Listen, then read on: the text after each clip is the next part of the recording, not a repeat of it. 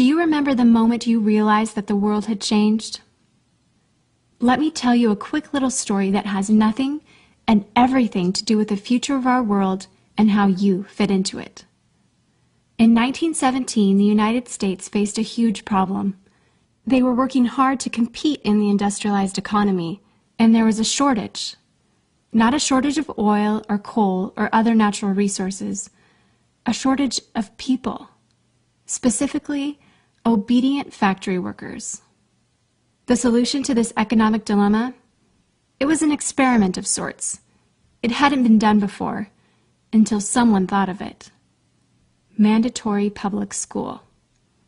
Unfortunately, the initial purpose of the United States public school system was not to inspire children or generate scholars. And it wasn't created for dreamers, people who color outside the lines, break the rules, and challenge the status quo.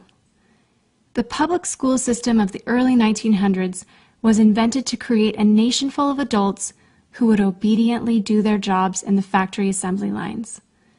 Teaching kids to sit in straight rows and scheduling the entire day with the ringing of bells wasn't by chance.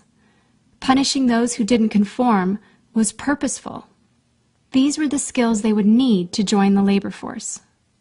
Intentional or not, this early method of turning dreamers into workers was an investment in the nation's economic future. And it worked. This then led to several generations of productive, fully employed workers. But it isn't working anymore. Why? Our economy has changed. We don't live in an industrialized economy anymore. We live in a connected economy. Right now, there are more users on Facebook than there were people on the planet 200 years ago. Technology has made it possible for us to connect with people, ideas, and information from anywhere in the world instantaneously. And as a result, our economies have expanded from localized towns and communities to the entire world. We have globalized trade in nearly every way. In the past, the obedient, do-what-you're-told without question people were rewarded for working hard and putting their dreams aside in order to toe the line. They were given well-paying jobs that led to long-term careers. They were guaranteed pensions, benefits, and the promise that they would always be taken care of. And they were. But that promise is gone for most of us today. Even if you have a white-collar job, the majority of white-collar workers are still working in a factory. Instead of operating a sewing machine or welding a widget, they now push pencils, type on keyboards, or process paperwork. It's still factory work because the entire focus of the day is spent on increasing productivity, which leaves little room for creativity, spontaneity, or individuality. The educated, hard-working masses are still doing what they're told, but they're no longer getting what they deserve. Even if you do everything you are told to do today, graduate from high school, go to college, get a degree, work hard in whatever job you can find, if you're lucky enough to find one, you're not guaranteed anything. Companies are being forced to change or die right now. Layoffs happen much more often than job openings appear, and the highest paying jobs are disappearing or heading overseas at an alarming rate. If you have a job where your boss tells you exactly what to do, he or she will always find someone cheaper than you to do it. Did you know that the average length of a job today is about 4.5 years? Contrast that to the 1960s when it was 40 years. The connected economy rewards a different group of people.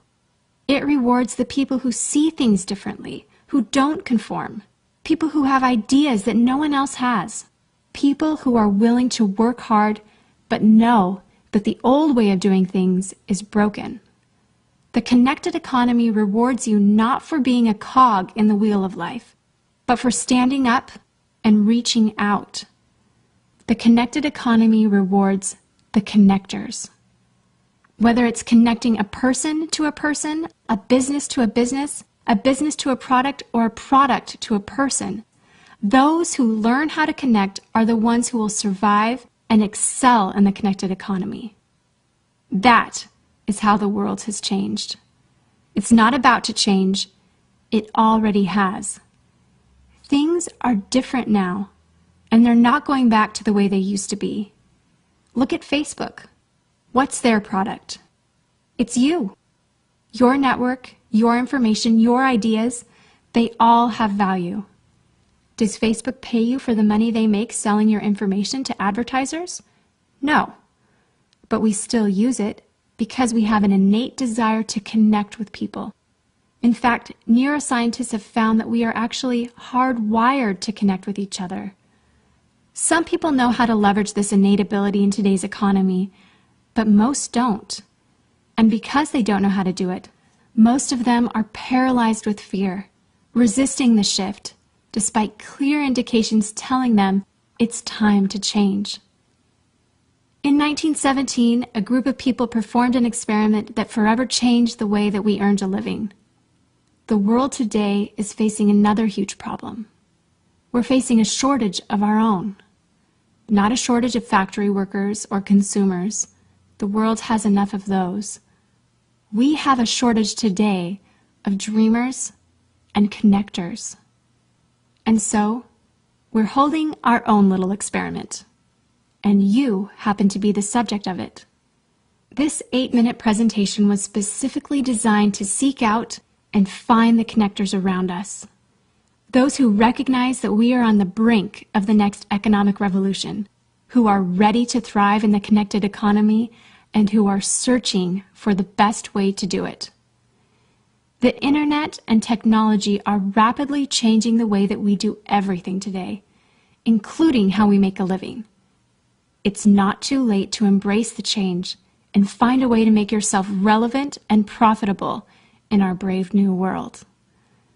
And that's why we've invited you here today. We've created something that rewards you for connecting. It pays you for bringing people together behind a cause, product, or idea. And we have systematized it and made it so that you can do it from anywhere, with anyone, at any time.